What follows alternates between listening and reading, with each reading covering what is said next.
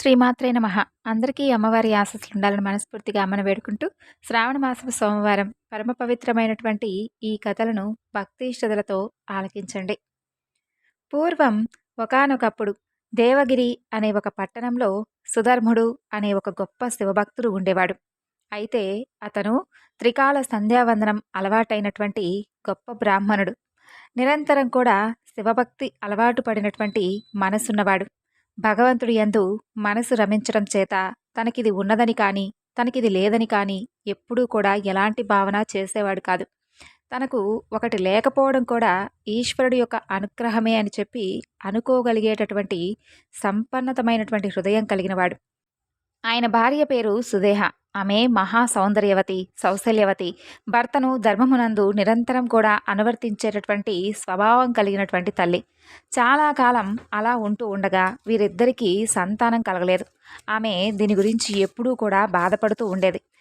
అయితే ఒకనాడు ఆమె భర్త ఇలా అంటాడు, ఏమిటే నీ వెర్రి? ఎవరు ఎవరికి తల్లిదండ్రులు, ఎవరు ఎవరికి బిడ్డలు, ఎవరి స్వార్థం వారిది.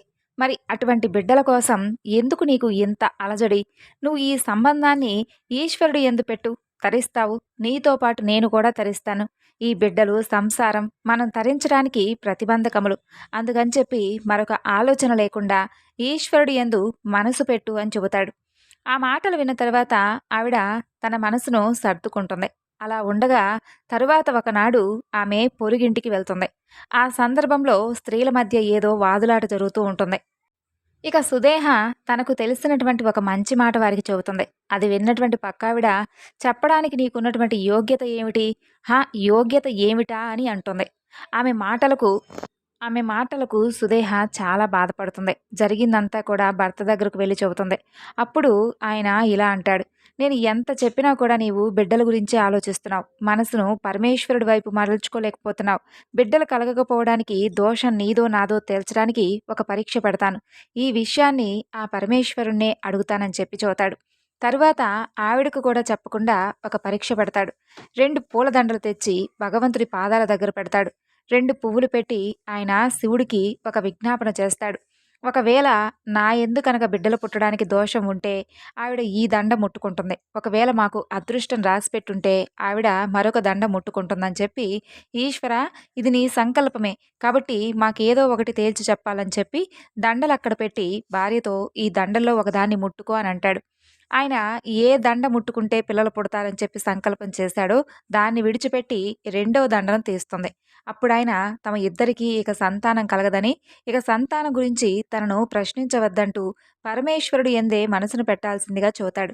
అప్పుడావిడ అలా వీల్లేదని చెప్పి, నాకు కొడుకు పుట్టకపోయినా బాధలేదు కానీ అమ్మా అని పిలిపించుకోవడానికి మీరు మరొక వివాహమైనా చేసుకొని తీరాలే అని చెప్పి చెబుతుంది. ఇక ఆమె వల్ల మీకు సంతానం కలుగుతారు కదా, వాళ్ళు నన్ను అమ్మ అని పిలిస్తే నాకు అదే చాలు అని చెబుతుంది. అప్పుడు భర్త ఇలా అంటాడు, ఈ పని నీవు చెప్పినంత తేలికైతే కాదు. ఇది ఒకనాడు నీ యందు పెనుభూతమై కూర్చుంటుంది. కాబట్టి నేను వివాహం చేసుకోను అంటాడు. అప్పుడు ఆవిడ చచ్చిపోతానంత హఠం చేస్తుంది. ఇక ఆవిడ మాట కాదనలేక ఆవిడ చెల్లెలను వివాహం చేసుకుంటాడు. ఆమె పేరు కృష్ణ. సంతోషంగా కాలం గడుస్తూ ఉంది. కృష్ణకు ఒక లక్షణం ఉండేది. ఏది ఇంట్లో జరిగినా ముందు దానిని అక్కకే చెప్పేది.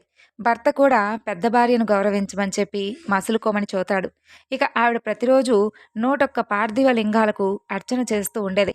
పూజ అయిన తర్వాత 101 లింగాలను తీసి ఒక సరోవరంలో కలుపుతూ ఉండేది. ఆవిడ చేసినటువంటి శివపూజ వలన ఆయనకు నాన్న అనిపించుకోగలిగినటువంటి అదృష్టం కలుగుతుంది. 3 సంవత్సరాలలో దాదాపు 1,00,000 శివలింగాలకు పూజ చేస్తుంది. తరువాత ఆమె గర్భాన్ని ధరిస్తుంది. అనగా అంత పాపం, ఇంత అత్యున్నతమైనటువంటి ఆ యొక్క ఘోరమైనటువంటి పాపం విరిగిపోతుంది. ఇప్పుడు ఆవిడ 3 సంవత్సరాల తర్వాత గర్భం ధరించి 12 మగపిల్లవాడిని కంటుంది. ఇంట్లో అందరూ కూడా సంతోషంగా ఉంటూ ఉంటారు. నెమ్మదిగా ఆ పిల్లవాడు పెద్దవుతూ ఉంటాడు. ఆ పిల్లవాడికి యుక్త వయసు వస్తుంది. అతనికి వివాహం చేస్తారు. వీళ్ళైతే సుదేహను మాత్రం గౌరవంగా చూసుకుంటూనే ఉండేవారు. కానీ ఆ యొక్క వియ్యాల వారు మాత్రం పిల్లవాడి సొంత తల్లి ఎవరైతే ఉందో ఆవిడకు మాత్రమే పెద్దపీట వేస్తారు. దాంతో మొదటి భార్య అయినటువంటి సుదేహలో విపరీతమైనటువంటి కక్ష కలుగుతుంది. అసూయ ప్రబలడానికి ఇది హేతు అవుతుంది. ఒక కొడుకు ఉండడమే తన చెల్లి అంత ఆదరణ పొందడానికి కలిగినటువంటి కారణం అని చెప్పి భావించి, అసలు ఆ కొడుకే లేకపోతే తన చెల్లెలు కళ్ళ వెంట నీటి దారులు కారుతూ ఉంటే, గుండెలు బాదుకొని ఏడుస్తూ ఉంటే తప్ప తన అగ్ని చల్లారదని చెప్పి అనుకుంటుంది. అలా ఒకనాడు కొడుకు, కోడలు పడుకొని ఉంటారు. ఆ సమయంలో తన భార్యతో నిద్రపోతున్నటువంటి ఆ పిల్లవాడి గదిలోకి వెళ్ళి, ఒక కత్తితో ఆ పిల్లవాడిని పొడిచి, చంపి శరీరాన్ని ముక్కలు ముక్కలుగా కోసి, మూటగట్టి ఆ మూటను తీసుకుని వెళ్ళి తన చెల్లెలు రోజు కూడా శివలింగాలను కలిపేటటువంటి చోట ఆ నీటిలో పారవేస్తుంది. ఇక సుదేహ భర్త తెల్లవారుజామునే లేచి సంధ్యావందనం చేసుకొని గుళ్ళో ధ్యానం చేసుకునేందుకై నదీ తీరానికి వెళ్ళిపోతాడు. అలాగే చిన్న భార్య కూడా 101 శివలింగాలకు అర్చన చేస్తుంది. పిల్ల నిద్రలేచి చూస్తుంది. తన ఒంటి మీద పక్క బట్టల మీద నెత్తురు ఉంటుంది. ఆ దృశ్యాన్ని చూసి ఒక్కసారిగా గొల్లుమని ఏడుస్తుంది. ఇక సుదేహ గబగబా లోపలికి వెళ్ళి చూసి, అయ్యో, కొడుకు పోయాడమ్మా అంటూ ఈవిడ కూడా ఏడుస్తూ, కృష్ణ, నువ్వు ఏడవేమిటి అని చెప్పి చూస్తూ ఉంటుంది. కృష్ణ మాత్రం మామూలుగా శివార్చన చేసుకుంటూ ఉంటుంది. ఆవిడ ఇలా చెబుతుంది, ఎందుకు నాకు బాధ? ఎవరైతే ఈ బిడ్డను ఇచ్చారో ఆ బిడ్డను వారే రక్షిస్తారు. వారిని తప్పకుండా నేను అడుగుతానుగా, వారు నా బిడ్డను రక్షిస్తారు అంటూ శివలింగాలకు పూజ చేసి, తరువాత ఆ పూజ చేసినటువంటి శివలింగాలను నీటిలో కలపడానికై నది వద్దకు వెళ్లి చూసేసరికి కొడుకు శరీర భాగాలు ఆ నీటి మీద తేలుతూ కనిపిస్తాయి. చిత్రం ఏమిటంటే ఆమె ఏమీ అనలేదు. అలాగే బాధపడను లేదు. ఆ దృశ్యాన్ని చూసి శివుడు తట్టుకోలేకపోతాడు. అదే విచిత్రం. ఆ భక్తిని శివుడు కూడా భరించలేకపోతాడు. వెంటనే అమ్మా! అమ్మా! అంటూ ఆ పిల్లవాడు వచ్చేసి, పెద్దమ్మ చంపగానే నీ పూజకు పరమేశ్వరుడు మెచ్చి నన్ను బ్రతికించాడమ్మా అని చెబుతాడు. ఇక కృష్ణ ఇలా అంటుంది, నాయనా, నిన్ను కాపాడినవాడు పరమేశ్వరుడు. ఆయనే తీసుకుని వెళ్ళగలడు. ఆయనే తిరిగి మరలా బ్రతికించగలడు. ఆయనే నిన్ను రక్షించాడు అంటుంది. ఇక కొడుకు పెద్దమ్మను భరించలేనటువంటి కోపంతో అనేక మాటలంటాడు. కానీ తల్లైనటువంటి కృష్ణ మాత్రం, నాయనా, నీవు మాట్లాడేది చాలా తప్పు. పెద్దమ్మను అలా అనకూడదు నాయనా. చూడు, ముక్కంటి స్వామి నిన్ను రక్షించాడు కదా! ఆయన రక్షణ ఉన్నంత కాలం ఎవ్వరూ కూడా నిన్నేమీ చేయలేరని చెప్పి, ఎవరి మీద కోపం కూడా నీ మనసులో లేకుండా పద ఇంటికి వెళ్ళిపోదామని చెప్పి అక్కడి నుండి ఇంటికి వెళ్ళిపోతుంది. అది కూడా పరమేశ్వరుడు తట్టుకోలేక 3 కన్నులతో త్రిశూలం పట్టుకొని, కృష్ణ, ఈ త్రిశూలంతో నీ అక్కను పొడి చేస్తాను ఇప్పుడే అని అంటాడు. ఇక కృష్ణ ఎందుకని అని అడుగుతుంది పరమేశ్వరుణ్ణి. పరమేశ్వరుడు తెల్లబోతాడు. ఎందుకేమిటి? ఆవిడ నీ కొడుకుని చంపేసింది కదా! తెలియదా నీకు? అంటాడు. ఇక కృష్ణ ఆ పరమేశ్వరుణ్ణి పలు విధాలుగా స్తుతించి, స్వామి, ఈ సంఘటన వల్లే కదా నువ్వు ఎంత ఉదారుడవో ఈ లోకానికి తెలిసొచ్చింది. మరి ఎవరు చంపారు అనేది ఈ లోకానికి తెలిస్తే ఎంత, తెలియకపోతే ఎంత? మరి నిన్ను నమ్మిన వారికి నాశనం లేదని చెప్పి లోకాలన్నిటికీ కూడా తెలుసు కదా స్వామి. కాబట్టి ఈశ్వరా, నీ పాదాల యందు భక్తిని నాకు ఎల్లవేళలా కూడా ఉండేలాగా చెయ్యి స్వామి. మా యొక్క అక్క వల్లే కదా నాకు కొడుకు కలిగాడు. మా అక్క వల్లే కదా నాకు సంతాన భాగ్యం కలిగిన తర్వాత మీ యొక్క ఔదార్యాన్ని, అలాగే మీరు నన్ను అనుగ్రహించినటువంటి తీరును, అలాగే మీరు సాక్షాత్తు నాకు కనిపించినటువంటి తీరును, ఇవన్నీ కూడా నేను ఎలా మర్చిపోగలను? ఇవన్నీ కూడా మా అక్క వల్లే కదా జరిగింది అని చెబుతుంది. అప్పుడు ఆమె మాటలకు త్రిశూలం పట్టుకున్నటువంటి ఆ పరమేశ్వరుడు శాంతించి, సరే, నేను నీకు కనపడ్డాను కాబట్టి ఏదో ఒక వరం కోరుకో, తప్పకుండా ఇస్తాను అంటాడు. దానికి కృష్ణ ఇలా అంటుంది, అయితే స్వామి, ఒకటి అడుగుతాను. ఏ నీటిలో అయితే నా పిల్లవాడు పడిపోయాడో, ఏ నీటిలో పడిపోయినటువంటి నా పిల్లవాడిని తమరు రక్షించారో, ఏ నీటిలో అయితే రోజు నేను 101 శివలింగాలను తీసుకొచ్చి ఇక్కడ కలుపుతున్నానో, ఆ నీటిలోనే తమరు జ్యోతిర్లింగాలుగా వెలగాలి. మీ దగ్గరకు వచ్చి నమస్కరించిన వారందరినీ కూడా ఇలాగే కాపాడుతూ ఉండాలి అంటుంది. అప్పుడు ఆ పరమేశ్వరుడు, తప్పకుండా అలాగే చేస్తాను. నీ కోరిక మేరకు ఈ ప్రదేశంలోనే జ్యోతిర్లింగాలుగా ఉంటాను. నీ పేరు మీదే కృష్ణేశ్వరుడు అనే పేరుతో ఇక్కడ వెలుస్తాను. నీవు చాలా గొప్ప భక్తురాలవు. ఇక్కడికి వచ్చినప్పుడు అందరూ కూడా నిన్ను తప్పక తెలుసుకుంటారు. అలాగే నీ చరిత్రను జ్ఞాపకం తెచ్చుకుంటారు. జీవితంలో ఒక్కసారైనా నీ కథను విన్నవారికి, చెప్పిన వారికి ఇంట్లో సకల శుభాలు కలుగుతాయి. వారికి కష్టాలు, బాధలు తొలగి ఈశ్వరుడి యొక్క ఔదార్యం తప్పక కలుగుతుందని చెప్పి స్వామి చెబుతాడు. అప్పుడు నీవు తప్పకుండా ప్రతి ఒక్కరికి గుర్తుకొస్తావు కృష్ణ అని చెబుతాడు. నా ఔదార్యం ప్రకటితమవ్వడానికి కారణం నువ్వే కాబట్టి నిన్ను తలుచుకొని నన్ను తలుచుకోవాలి. నా పేరు ఈశ్వరుడు కాదు, కృష్ణేశ్వరుడు అంటూ కృష్ణేశ్వరుడై నేను ఇక్కడే వెలుస్తున్నాను. పిమ్మట ఆ పరమేశ్వరుడు కృష్ణతో ఇలా అంటాడు, చూడు, 101 తరాలు నీ వంశంలో చెప్పుకోదగినటువంటి మహాభక్తులైన వారు కుమారులుగా జన్మించి వెళ్తూ ఉంటారు. అలా నీకు వరాన్నిస్తున్నాను. నీ అక్కకు కలిగినటువంటి దుర్బుద్ధిని తీసివేసి ఆమెకు సద్బుద్ధి ఇస్తున్నాను. ఆమె ఈవేళ నుండి నాకు మహాభక్తురాలైపోతుంది అని అంటాడు. వీటన్నిటినీ కూడా ఇక్కడ కృష్ణ అడగలేదండి స్వామిని. కానీ ఆమె భక్తితో నమ్మి నిలబడినందుకే ఆమెకు అన్ని వరాలిచ్చాడు ఆ పరమేశ్వరుడు. కాబట్టి ఈశ్వరుని నమ్మిన వారికి ఎన్నడూ కూడా లోటుండదు. కాబట్టి మహాశివ మహాశివపురాణంలో ఈ యొక్క పవిత్ర కథను గురించి ఎవరైతే వింటారో, ఎవరైతే చెప్తారో వారికి ఉన్నటువంటి పాపాలన్నీ కూడా పోయి పరమేశ్వరుడి యొక్క సంపూర్ణమైనటువంటి అనుగ్రహం కలుగుతుంది. తనను నమ్మి కొలిచిన వారు ఈ 14 లోకాల్లో ఎక్కడ ఉన్నా కానీ నిత్యము కూడా కంటికి రెప్పలా కాపాడేటటువంటి అమృతమూర్తి పరమేశ్వరుడు. స్వామికి తనను కొలిచేటటువంటి భక్తుడు బీదవాడా ధనికుడా అనేటటువంటి భేదం ఉండదు. మనస్ఫూర్తిగా కొలిస్తే చాలు అనుకుంటారు. పరమేశ్వరుడు అంటేనే అమితమైనటువంటి ఐశ్వర్యాన్ని ప్రసాదించేవాడు అని అర్థం. ఈశ్వర శబ్దం సకల శుభాలకు సంకేతం. పూర్వం గోదావరి తీరంలో శివదాసుడు అనే ఒక గొప్ప శివభక్తుడు ఉండేవాడు. అతను ఎన్నో చిన్న చిన్న పనులు చేసుకుంటూ కాలం గడుపుతూ ఉండేవాడు. చిన్ననాటి నుండి శివభక్తి పరాయణుడై ఎప్పుడూ కూడా శివనామాన్నే స్మరిస్తూ ఉండేవాడు. ఏ పని చేసినా పరమేశ్వరార్పణమస్తు అంటూ ఉండేవాడు. ఆ స్వామివారి దయ వలన శివదాసుకు ఆ ఊరి జమీందారు శేషయ్య గారింట్లో గుమస్తా ఉద్యోగం దొరుకుతుంది. అందుకు శివదాసు ఎంతో సంతోషించి బ్రతికి ఉన్నంతకాలం ప్రతిరోజు కూడా క్రమం తప్పకుండా పరమేశ్వరుడికి అభిషేకం చేస్తానని చెప్పి అనుకుంటాడు. ఆ విధంగా ఆనాటి నుండి ప్రతిరోజు ఉదయమే లేచి శుభ్రంగా స్నానం చేసి తన ఇంట్లో శివలింగానికి స్వచ్ఛమైనటువంటి జలంతో అభిషేకం చేయడం ప్రారంభిస్తాడు. శివదాసు తనకు ఎన్ని పనులున్నా అభిషేకం మాత్రం మర్చిపోయాడు కాదు. ఎప్పుడైనా పనుల వలన రాత్రి నిద్రపోవడం ఆలస్యమైతే తెల్లవారుజామునే లేచి తప్పకుండా అభిషేకం చేయందే కాలు బయట పెట్టేవాడు కాదు. శరీరంలో ఎప్పుడైనా కొంచెం నలతగా ఉన్నా ఏమాత్రం లెక్క చేసేవాడు కాదు. అన్నింటికీ కూడా పరమేశ్వరుడే ఉన్నాడు అని అనేవాడు. శివదాసు యొక్క అచంచలమైనటువంటి భక్తికి పరమేశ్వరుడు ఎంతో సంతోషించి అతని జీవితం సాఫీగా సాగిపోయే విధంగా అనుగ్రహిస్తాడు. అలా రోజులు జరుగుతూ ఉండగా ఒకనాటి రాత్రి పెద్ద గాలి వర్షం వస్తుంది. రాత్రంతా కూడా కుంభవృష్టి కురుస్తూ ఉంటుంది. ఉదయానికి కూడా ఆ వర్షం తగ్గదు. శివదాసు ఆ వర్షాన్ని కూడా లెక్క చేయకుండా కోనేటికి వెళ్ళి స్వచ్ఛమైనటువంటి నీటిని తీసుకొచ్చి పరమేశ్వరుడికి అభిషేకం చేసి ఆ తరువాత నెమ్మదిగా జమీందారింటికి వెళ్తాడు. వర్షం జోరుగా పడుతూ ఉండడంతో కొంచెం ఆలస్యమవుతుంది. శివదాసును చూస్తూనే జమీందారు గట్టిగా అరుస్తూ, ఏరా, ఎందుకు ఇంత ఆలస్యమైంది? ఒకరోజు అభిషేకం చేయకపోతే మీ శివుడు ఊరుకోడా అంటూ నానా మాటలు అంటాడు. ఆ మాటలకు శివదాసు ఎంతో బాధపడతాడు. జమీందారు ఈ విధంగా శివదాసును ఎన్నో దుర్భాషలాడటం గమనించినటువంటి ఆ పరమేశ్వరుడికి విపరీతమైనటువంటి కోపం వస్తుంది. పరమేశ్వరుడు ఎంతటి భక్తవత్సలుడు అంటే తన భక్తులను ఎవరైనా కానీ పల్లెత్తు మాట అంటే స్వామి అస్సలు ఊరుకోడు. ప్రతినిత్యము కూడా తననే తలుస్తూ నిత్యము కూడా అభిషేకం నిర్వహిస్తూ ఉన్నటువంటి ఆ శివదాసును ఆ విధంగా మాటలన్నందుకు జమీందారుపై పరమేశ్వరుడికి ఆగ్రహం వేస్తుంది. ఆ విధంగా పరమేశ్వరుడి ఆగ్రహానికి లోనైనటువంటి జమీందారుకు మరునాడే తీవ్రమైనటువంటి పక్షవాతం వచ్చి మాట కూడా పడిపోతుంది. 2 రోజులకు కాళ్ళు చేతులు కూడా పడిపోయి మంచం పడతాడు. కొద్ది కాలానికి అతని ఐశ్వర్యం అంతా కూడా హరించుకుపోతుంది. అసలు ఇలా ఎందుకు జరిగిందా అనేది అతనికి అర్థం కాదు. అయితే ఒకనాడు ఆ ఊరికి ఒక సాధువు వస్తాడు. ఆ సాధువు ఎన్నో మహిమలు కలవాడని, ఏ జబ్బులనైనా నయం చేయగలడని జనం చెప్పుకుంటారు.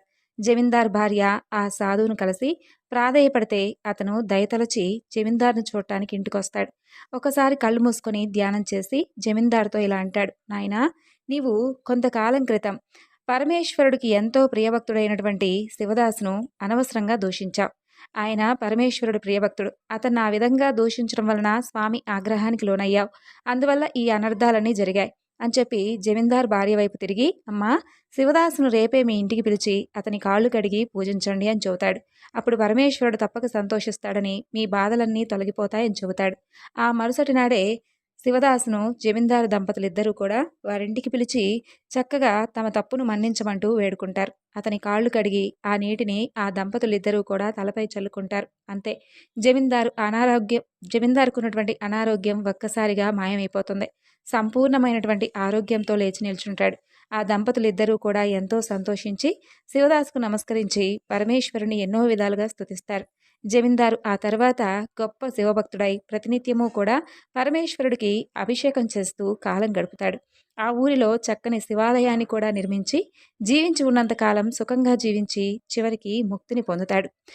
పరమేశ్వరుడు పరమదయాలు. తననే నమ్మి కొలిచిన వారికి ఎలాంటి చిన్న ఆపద కలిగినా తక్షణమే రక్షించేటటువంటి గొప్ప అమృతమూర్తి. జీవితంలో ఒక్కసారైనా ఓం నమఃశివాయ అంటే చాలు, అతన్ని జీవించి ఉన్నంత కాలం కంటికి రెప్పలా స్వామివారు కాపాడతారు. అందులో ఎలాంటి సందేహం లేదు. కాబట్టి స్వామివారి గురించి ప్రతిరోజు కూడా ఓం నమఃశివాయ అనేటటువంటి ఒక చిన్న నామాన్ని స్మరించిన వెంటనే కరుణించేటటువంటి అపర కరుణామూర్తి అయినటువంటి ఆ పరమేశ్వరుణ్ణి ప్రతినిత్యం కూడా ఎవరైతే భక్తిష్టతలతో పూజించి ఆ స్వామిని నమ్మి కొలుస్తారో అలాంటి వారికి సర్వము కూడా ఆయనే దిక్కు. పరమేశ్వరుని యొక్క మహాభక్తురాలు బెజ్జమహాదేవి గురించి తెలుసుకుందాం. బెజ్జమహాదేవి ప్రతిరోజు కూడా పరమేశ్వరుని పూజిస్తూ ఉండేది. ఎన్నో భక్తి గీతాలను పాడుతూ ఉండేది. ఒకనాడు పూజా మందిరంలో పరమేశ్వరుడి యొక్క ప్రతిమను చూస్తున్నటువంటి ఆమెకు ఒక విచిత్రమైనటువంటి ఆలోచన కలుగుతుంది. అదేమిటంటే, లోకంలో ఉన్న వారందరికీ కూడా తల్లిదండ్రులు ఉన్నారు, కానీ నా పరమేశ్వరుడికి తల్లి లేదు. పరమేశ్వరుడు పులిచర్మం కట్టుకుంటాడు, పాములను మెడలో వేసుకుంటాడు, శ్మశానంలో తిరుగుతూ ఉంటాడు, ఒంటికి బూడిద రాసుకుంటాడు. తల్లి ఉంటే ఇవన్నీ చూస్తూ ఊరుకుంటుందా? విషం తాగనిచ్చేదా? ఈ విధంగా భిక్షాటన చేయనిచ్చేదా? ఎవరికైనా కానీ తల్లి లేకపోవడం కంటే మించినటువంటి కష్టం ఈ లోకంలో ఏముంటుంది?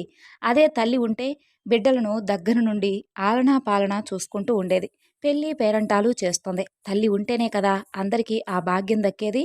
పాపం పరమేశ్వరుడికి తల్లి లేకపోవడం వల్ల ఒంటరిగా తిరుగుతూ ఉంటాడు.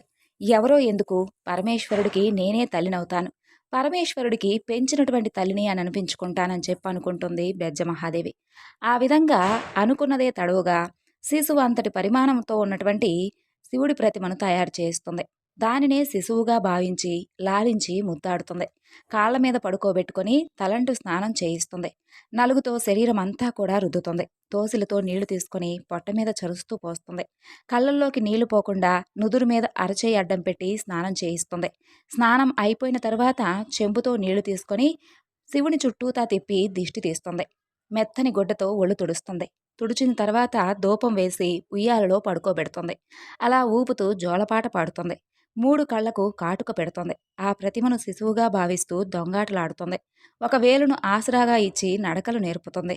ఇలా రోజు అనేకములైనటువంటి బాల్యోపచారములు చేస్తూ వాత్సల్యమైనటువంటి భక్తితో పరమేశ్వరుని సేవించుకుంటూ ఉంటుంది. ఆయన మీద తన భక్తిని ఆ విధంగా తీర్చుకుంటూ ఉంటుంది బెజ్జమహాదేవి.